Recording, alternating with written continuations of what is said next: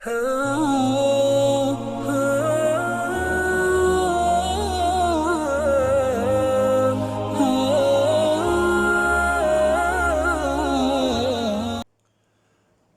व नुसल्ली अला रसूलिहिल करीम अम्मा बाद फ़अऊज़ु बिल्लाहि मिनश शैतानिर रजीम बिस्मिल्लाहिर रहमानिर रहीम। अस्सलामु अलैकुम व रहमतुल्लाहि व बरकातुहू। 26 ऑफ रमज़ान और हम लोग इंशाल्लाह आज स्टार्ट करेंगे। कल हम लोगों ने देखा था कि ग़ज़वा तबूक जो कि नबी करीम सल्लल्लाहु अलैहि वसल्लम की ज़िंदगी का आखिरी ग़ज़वा फिर साबित हुआ, और इस ग़ज़वे के बाद नबी करीम सल्लल्लाहु अलैहि वसल्लम ने इसके बाद किसी और ग़ज़वे में शिरकत नहीं फरमाई। ऑल्दो कि नबी करीम सल्लल्लाहु अलैहि वसल्लम ने इसके बाद कुछ एक्सपीडिशंस जो हैं अपनी ज़िंदगी में भेजी, लेकिन नबी करीम सल्लल्लाहु अलैहि वसल्लम ने ख़ुद उनके अंदर शिरकत नहीं की। और अब वहीं से इसको कंटिन्यू करते हैं कि जब मोहम्मद सल्लल्लाहु अलैहि वसल्लम तबूक से वापस आए तो हम लोगों ने मेंशन किया था कि बहुत सारे जो मुनाफिकीन थे विदाउट एनी रीज़न वो मदीना में पीछे रह गए, जबकि नबी करीम सल्लल्लाहु अलैहि वसल्लम की तरफ से ये अनाउंसमेंट थी कि हर वो आदमी जो कि जंग के काबिल है और उसको किसी किस्म की शरई तौर पे कोई मसला नहीं है, यानी बीमार नहीं है या फिर वो ट्रैवल कर सकता है, तो उसको ट्रैवल करना है और उसको इस जंग में शामिल होना है। तो बहुत सारे जो मुनाफिकीन हैं वो तो नबी करीम सल्लल्लाहु अलैहि वसल्लम के पास जंग पे जाने से पहले भी आते रहे और लेम एक्सक्यूज़ेस जो हैं वो देते रहे, और कुछ ऐसे थे लोग जो कि नबी करीम सल्लल्लाहु अलैहि वसल्लम के वापस आने के बाद उनसे आके मिलते हैं, अगेन लेम एक्सक्यूज़ेस जो हैं वो देते हैं, और अल्लाह ताला कुरान में नबी करीम सल्लल्लाहु अलैहि वसल्लम को इससे पहले ही इन्फॉर्म कर देते हैं कि वो ऐसा करेंगे। जो सूरह तौबा है उसके अंदर मैंने बताया था आपको कि काफ़ी डिटेल में ये सारी चीज़ें आई। अलबत्ता 3 वो मुसलमान ऐसे थे कि जो कि मुनाफिक नहीं थे, बिल्कुल सही अच्छे मुसलमान थे, नबी करीम सल्लल्लाहु अलैहि वसल्लम के बड़े अच्छे सहाबी थे, लेकिन वो भी इसमें शिरकत नहीं कर सके। उनका जो वाक़या है वो भी आज हम देखेंगे। उससे पहले मैं आपको मेंशन कर दूं कि जब नबी करीम सल्लल्लाहु अलैहि वसल्लम वापस आए तो अल्लाह ताला ने नबी करीम सल्लल्लाहु अलैहि वसल्लम के ऊपर उस मस्जिद के बारे में आयात नाजिल फरमा दी। आपको याद होगा कि मुनाफिकीन ने एक मस्जिद बनाई और जिसके बारे में उन्होंने नबी करीम सल्लल्लाहु अलैहि वसल्लम से रिक्वेस्ट किया कि आप इस मस्जिद में एक दफ़ा नमाज़ पढ़ दें ताकि ऑफिशियली इनॉग्रेट हो जाए और उसके बाद हम लोग इसको यूज़ करना शुरू कर दें या हम यहाँ पे नमाज़ पढ़ना शुरू कर दें। नबी करीम सल्लल्लाहु अलैहि वसल्लम ने कहा था कि जब मैं तबूक से वापस आऊँगा तब इंशाअल्लाह। तो अल्लाह ने क्या चाहा, अल्लाह ने ये चाहा कि नबी करीम सल्लल्लाहु अलैहि वसल्लम को इन्फॉर्म कर दिया वही के ज़रिए, और इस मस्जिद को मस्जिद दरार के नाम से याद किया गया, यानी कि वो मस्जिद जो कि ज़रर यानी कि नुकसान पहुंचाने के लिए बनाई गई है। तो नबी करीम सल्लल्लाहु अलैहि वसल्लम ने अपने कुछ सहाबा को भेजा और बाकायदा इस मस्जिद को डिस्ट्रॉय कर दिया गया वहाँ से, और उस वक़्त उन बहुत सारे जो मुनाफिकीन थे उनको एक्सपोज़ किया गया, क्योंकि ज़ाहिरी बात है जिन्होंने ये बनाई और जो आके नबी करीम सल्लल्लाहु अलैहि वसल्लम को रिक्वेस्ट कर रहे थे वो एक्सपोज़ हो गए। और उसी वक्त नबी करीम सल्लल्लाहु अलैहि वसल्लम ने हज़रत जो हैं हज़रत हुज़ैफ़ा जिनको कि राज़दार नबी भी कहा जाता है, उनको कुछ जो मुनाफिकीन थे उनके नाम बता दिए। लेकिन ये चूंकि राज था नबी करीम सल्लल्लाहु अलैहि वसल्लम का, और नबी करीम सल्लल्लाहु अलैहि वसल्लम ने इवन आप देखें कि मालूम होने के बावजूद नबी करीम सल्लल्लाहु अलैहि वसल्लम ने रिवील नहीं किया कि वो कौन लोग थे, और आम लोगों को उसके बारे में नहीं पता था। अलबत्ता जब हज़रत उमर रज़ियल्लाहु ताला अन्हु और कुछ सहाबा को पता लगा इस बारे में कि हज़रत हुज़ैफ़ा जानते हैं कि वो कौन मुनाफिकीन है, तो वो गए और उन्होंने पूछने की कोशिश की, लेकिन हज़रत हुज़ैफ़ा ने हज़रत मोहम्मद सल्लल्लाहु अलैहि वसल्लम का चूँकि राज था उसको रिवील नहीं किया। लेकिन उन्होंने the strange thing is that कि हज़रत उमर फ़ारूक रज़ियल्लाहु ताला अन्हु जैसा आदमी वो भी हुज़ैफ़ा को कसम दे के पूछ रहे थे कि सिर्फ इतना मुझे बता दो कि मेरा नाम तो इस लिस्ट में नहीं है। यानी उनको इतनी ज़्यादा परवाह थी अपनी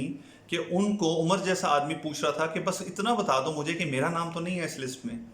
तो अल्लाह के रसूल सल्लल्लाहु अलैहि वसल्लम ने हमें ये भी बताया है कि मुनाफिक की निशानी ये होती है कि वो मुनाफ़क़त से, हिपोक्रेसी से बिल्कुल जो है ना वो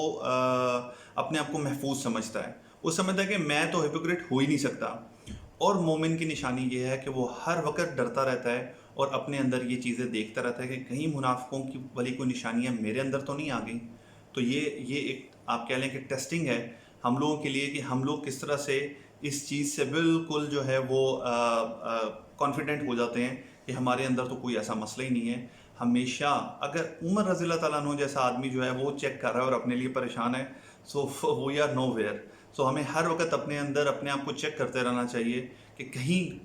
ऐसा हो सकता है, क्योंकि नबी करीम सल्लल्लाहु अलैहि वसल्लम ने फरमाया कि ईमान की मिसाल ऐसे है कि कभी वो बढ़ता है और कभी वो घटता है, ये एक जो है लेवल पे नहीं रहता। तो इसके लिए जब ईमान बढ़ता घटता है तो इसी तरह मुनाफिकाना किस्म की आपके अंदर आते और वो चीज़ आ सकती हैं, लेकिन आपको हमेशा फाइट बैक करते रहना चाहिए और हमें करते करते रहना पड़ेगा। अच्छा जी, इसके बाद इवन नबी करीम सल्लल्लाहु अलैहि वसल्लम ने एक वाक़या हुआ जिसके बाद अल्लाह ने नबी करीम सल्लल्लाहु अलैहि वसल्लम को इस काम को दोबारा करने से रोक दिया। वो वाक़या क्या था कि अब्दुल्ला इब्ने उबई, जो कि मुनाफिकीन का सरदार था मदीना में, जिसने सबसे बड़ा मुनाफिक जो था, उस मुनाफिक की डेथ हो जाती है। और अल्लाह की शान है कि उसका जो बेटा अब्दुल्ला, उनका नाम भी अब्दुल्ला था, बहुत ज़बरदस्त मुसलमान थे और नबी करीम सल्लल्लाहु अलैहि वसल्लम के सहाबी थे। वो आए और उन्होंने रिक्वेस्ट की नबी करीम सल्लल्लाहु अलैहि वसल्लम से कि आप मेरे वालिद का जनाजा पढ़ाएं, और ना सिर्फ जनाजा पढ़ाएं, आप अपनी एक शर्ट, एक कमीज़ जो है वो मुझे दें, ताकि उसे एज ए कफन जो है उसके लिए मैं इस्तेमाल करूं। तो नबी करीम सल्लल्लाहु अलैहि वसल्लम ने, आपको पता है नबी करीम सल्लल्लाहु अलैहि वसल्लम तो रहमतुल लिल आलमीन थे, कभी किसी की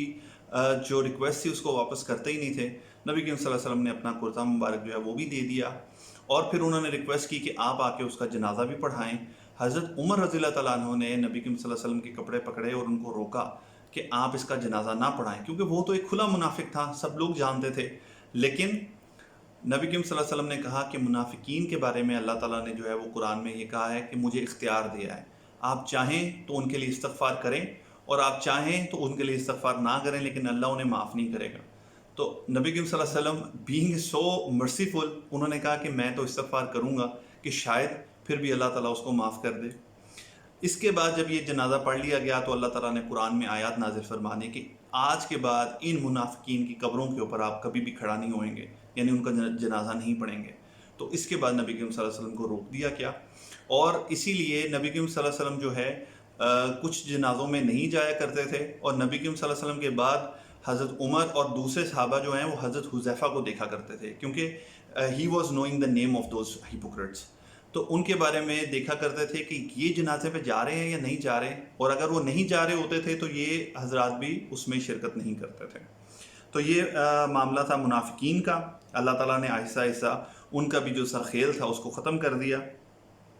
उसके बाद जब वापस आए नबी करीम सल्लल्लाहु अलैहि वसल्लम, और लोग अब उनके पास आना शुरू हो रहे हैं, कुछ अपने आप के एक्सक्यूज़ेस दे रहे हैं, कुछ आके अपने कुछ स्टोरियाँ सुना रहे हैं जैसे भी। अब उनमें से एक आदमी आते हैं हज़रत काब बिन मालिक। हज़रत काब बिन मालिक की स्टोरी थोड़ी पहले सुन लेते हैं कि हज़रत काब कहते हैं कि जब नबी करीम सल्लल्लाहु अलैहि वसल्लम ने तबूक के बारे में ऐलान किया, तो ये वो टाइम था कि जिससे पहले ना मेरे पास कभी इतनी दौलत थी इकट्ठी, ना मेरे पास ऊँट थे, सवारी थी, मेरी सेहत ज़बरदस्त थी, हर चीज़ मेरे लिए जो है वो फिजिबल थी निकलने के लिए। लेकिन क्या हुआ कि मैं ये सोचता रहा कि कोई मसला नहीं है, मैं तैयारी कर लूँगा और मैं साथ निकल जाऊँगा जब तक नबी करीम सल्लल्लाहु अलैहि वसल्लम निकलेंगे। लोगों ने तैयारी की, मैं आराम करता रहा, बैठता रहा, लोग तैयारी करके निकल गए। फिर भी मैं यही सोचता रहा कि मेरे पास जो है वो तेज़ रफ्तार जो है वो सवारी है, मैं जाके पीछे कैचअप कर लूँगा इनको, मैं थोड़े दिन बाद निकल जाऊँगा आराम करके। तो just because of the laziness,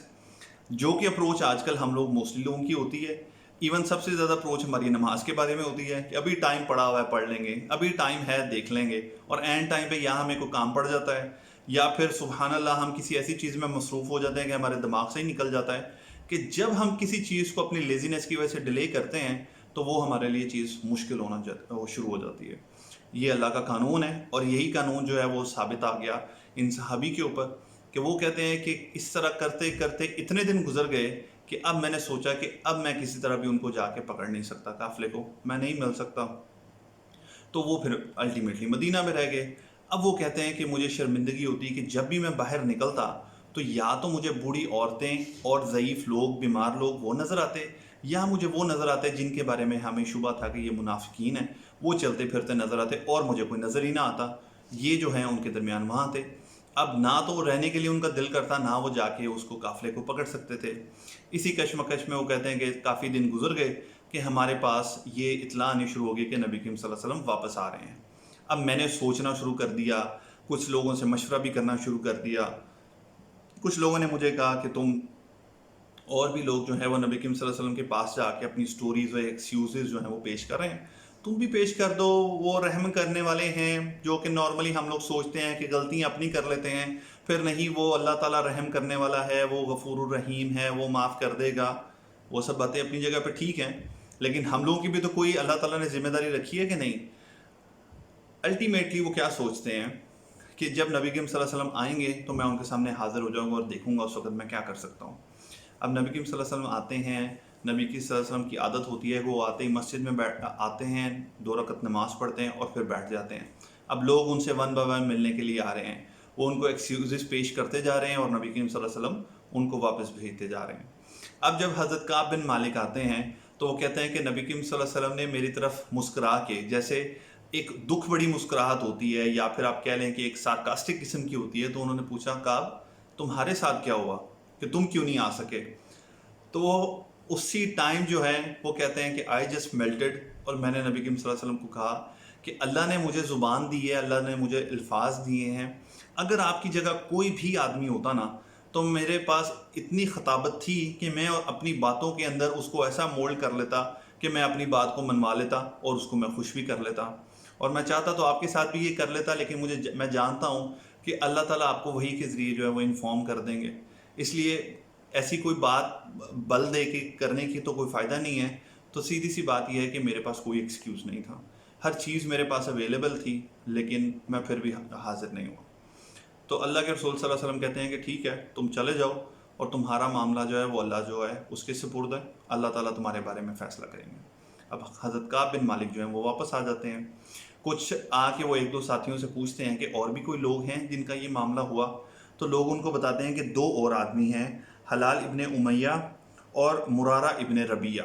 2 لوگ اور ہیں، اور کعب بن مالک ہیں. 3 آدمی ہیں ٹوٹل جنہوں نے یہ بات جا کے کی کہ ہمارے پاس کوئی ایکسکیوز نہیں ہے اور ہم لوگ اس وجہ سے نہیں آ سکے. نبی کریم صلی اللہ علیہ وسلم نے ان کا معاملہ پوسٹ پون کر دیا اور کہا کہ اللہ تم لوگوں کا فیصلہ کرے گا.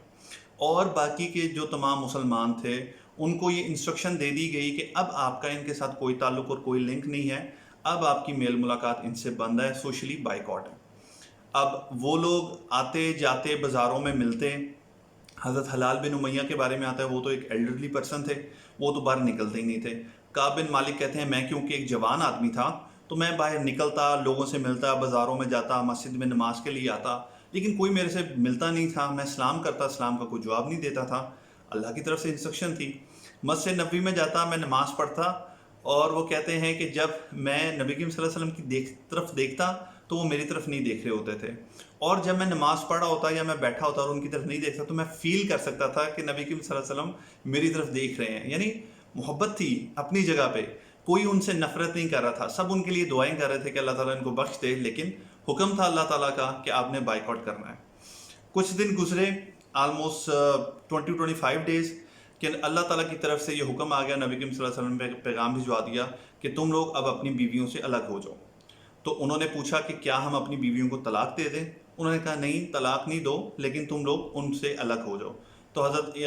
مالک کہتے ہیں کہ میں نے اپنی بیوی کو اس کے گھر، والدین کے گھر بھیج دیا. البتہ حلال بن امیہ کی جو مسز ہیں وہ آتی ہیں اور نبی کریم صلی اللہ علیہ وسلم سے ریکویسٹ کرتی ہیں کہ حلال تو ایک بوڑھا آدمی ہے اور نہ وہ اپنی دیکھ بھال کر سکتا ہے، نہ اپنا خیال رکھ سکتا ہے، اگر آپ مجھے اتنی اجازت دے دیں کہ میں اس کی دیکھ بھال کر لوں. تو نبی کریم صلی اللہ علیہ وسلم اس کے لیے یہ ایکسیپشن کر دیتے ہیں اور ان کی بیوی جو ہے ان کی دیکھ بھال کے لیے رک جاتی ہیں. Now it's been like 25-30 days کہ ایک دن کعب بن مالک کہتے ہیں کہ میں سوق میں، بازار میں باہر جا رہا ہوتا ہوں کہ ایک آدمی آواز لگاتا ہوا مجھے نظر آتا ہے کہ کعب بن مالک کدھر ہے، کعب بن مالک کدھر ہے. تو میں اس کو بتاتا ہوں کہ میں ہوں کعب بن مالک. تو وہ مجھے ایک خط دیتا ہے، اور جب میں وہ گھر میں اپنے جا کے خط دیکھتا ہوں تو وہ غسان کا جو لیڈر ہوتا ہے اس کی طرف سے ایک خط آیا ہوتا ہے کہ تم ایک شاعر آدمی ہو، پڑھے لکھے آدمی ہو، اور ہمیں پتہ ہے کہ تمہاری قدر کیا ہے. ہم نے سنا ہے کہ تمہارے صاحب نے تمہیں الگ کر دی ہے، تمہارا بائیک آؤٹ کر دی ہے، تم ہمارے پاس آ جاؤ، ہم تمہیں عزت دیں گے، ہم تمہیں اکرام دیں گے، ہم تمہیں پوزیشن دیں گے اپنے پاس. تو حضرت کعب کہتے ہیں کہ یہ وقت میرے اوپر آنا تھا کہ جو دشمن ہے وہ مجھے سمجھ رہا ہے کہ میں نبی کریم صلی اللہ علیہ وسلم کے خلاف ہو گیا اور وہ ان کے خلاف مجھے اپنی طرف مائل کر لے گا.